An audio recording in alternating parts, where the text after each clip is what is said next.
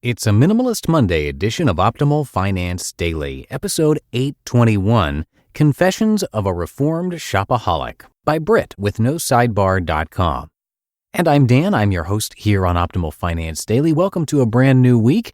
Hope you had a great weekend. This is, of course, where I read to you from some of the best personal finance blogs on the planet. And before we get to today's post from No Sidebar, thank you to our newest sponsor, Clear. Now, I don't know about you, but I get anxious when I travel, especially dealing with flights. Clear is the absolute best way to get through airport security. Never run to your gate again. And it works great with pre-check, too.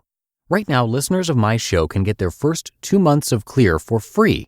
Go to clearme.com/finance and use the code FINANCE. That's CLEARME.com/finance, code FINANCE for your free 2 months of Clear. For now, let's get right to our post as we start optimizing your life. Confessions of a Reformed Shopaholic by Britt with NoSidebar.com. When you read people's minimalist origin stories, there's often a clear point in their lives that jump-started their journeys down the path to living a simpler life. More often than not, something terrible or profound made them change their lives for the better. My story is no different. Up until now, I've only shared snippets of my past as an online compulsive shopper. I've shared how I kicked my habit, but I've never dived deep into my habit and how it jump-started my journey into minimalism. Well, today's the day, friends. My pre-minimalist shopping self. It's embarrassing to admit, but back in my compulsive shopping days, the very first thing I would do in the morning was check my favorite sites to see if any good deals had popped up while I'd been sleeping. Literally, it was the first thing I would do after opening my eyes. If there was something that was a good deal and in my size, I would probably end up buying it, even if I didn't totally love or need it. It was on sale. How could I resist?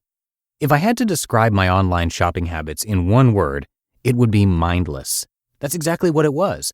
The process went a little bit like this. Website, sale selection, something in my size, purchased. I never once stopped to think about how my purchases were impacting my finances, which was negatively if you were wondering, or the environment, or my general state of well-being. It literally never crossed my mind that this kind of compulsive shopping was detrimental in any way. Shopping is a hobby, a time-honored tradition. What could be harmful about that? Oh, how naive I was. Yoga pants were my kryptonite.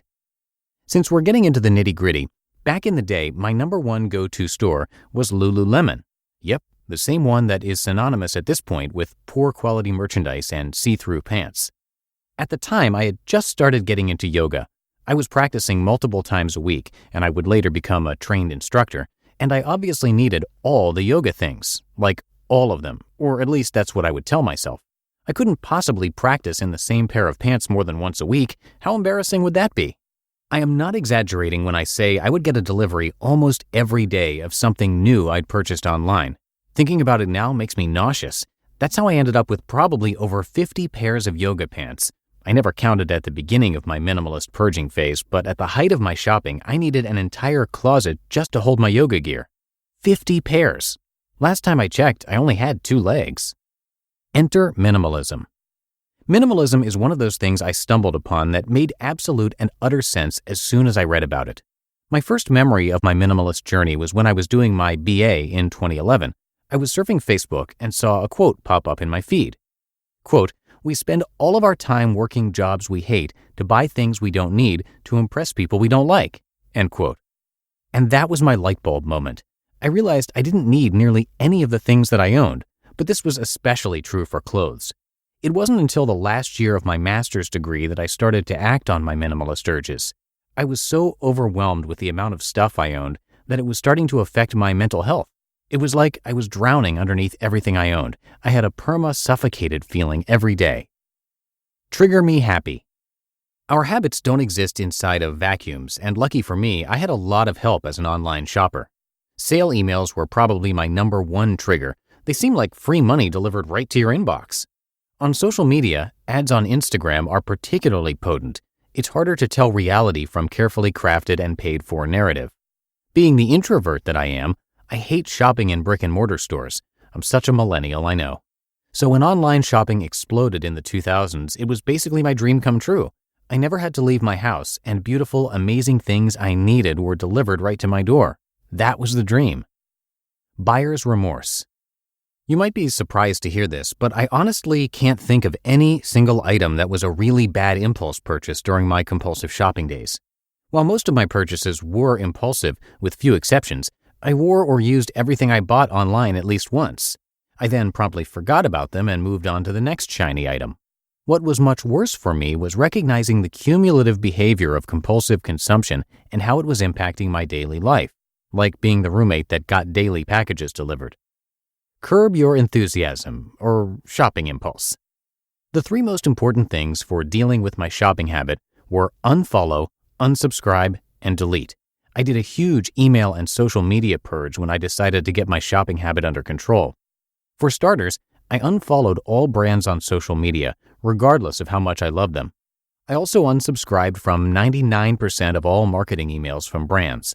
All of the shopping apps, like Amazon, Etsy, eBay, etc., on my phone were deleted. It's amazing how much your mindset changes when you're not being constantly confronted with that kind of information or have one-touch access to the online shopping world. I also had to replace my first thing in the morning shopping impulse with another behavior. So now, instead of compulsively shopping as soon as I wake up, I read blog posts or listen to podcasts from creators I enjoy.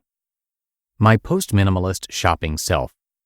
Right now, I'm doing a year-long shopping ban, and I'm almost 6 months in, so my online shopping behavior is great.